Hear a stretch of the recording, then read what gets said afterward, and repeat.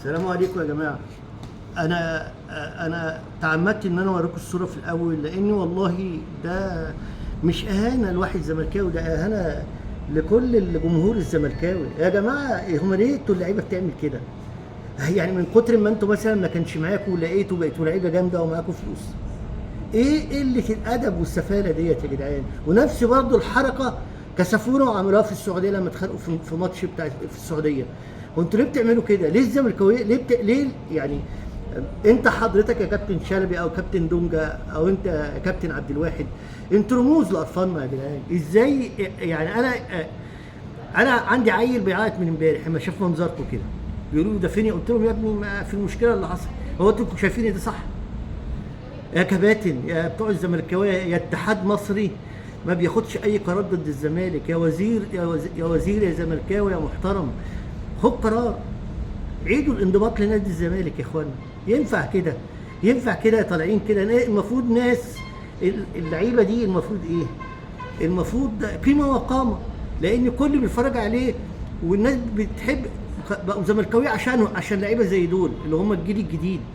ليه كده يا ابني؟ بس ربنا يسامحكم والله، ربنا يسامحكم. تظهر بقى عندكم الخناقات والمشاكل شيء عادي في نادي الزمالك، ودليل على ذلك عبد واحد ايه اللي دخلك في خناقه عبد واحد؟ انت المفروض انت تمنع اللعيبه، انت تخش معاهم يا جماعه. لا يا جماعه، لا يا جماعه.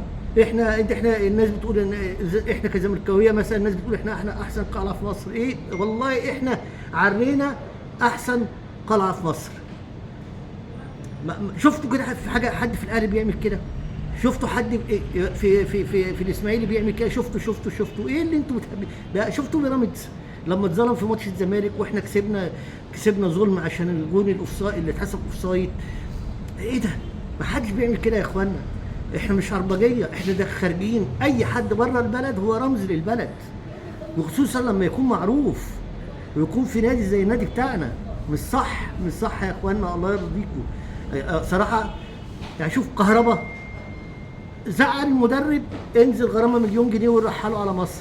ده بس ده ابسط حاجه تعمل. وكابتن حسام حسن لما عمل وضرب حكم ايه اللي حصل له؟